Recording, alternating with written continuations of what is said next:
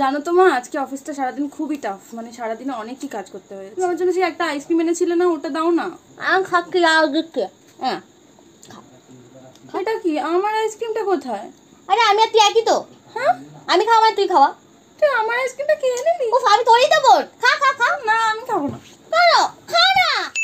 না, তোর জন্য একটা টপ কিনেছি, দেখাও। আনছি, আমি আনছি। দে আমার টপটা, এটা তোর জন্য কিনেছে। ভালো তো এটা, আমারটা যেটা কিনেছে ওটা দে। এইটাই তোর জন্য কিনেছে। না, তোমার জন্য নতুন টপ কিনেছে। এইটাই তো তোর জন্য কিনেছে। তো তুই পড়লি কেন? তো কি হয়েছে? আমি তুই আলাদা নাকি? একই তো। আমার তোর, তোর আমার, আবার কি? একটাই চিকেন পকোড়া আছে, মা মনে হয় আমার জন্যই রেখেছিল। কই কি কাজ রেখেছি? দেখি দেখি দেখি। এটা কি? আরে এটা আরে আরে এটা আমার পকোড়া ছিল, মা আমার জন্য রেখেছিল। তো কি হয়েছে? তুই আমি আলাদা নাকি? একই তো। তোর আমার, আমার তোর। ও মা, এটা কো সেলফি জিনিস কিনেছি। একটা স্ক্রাবার, একটা ফেস ওয়াশ।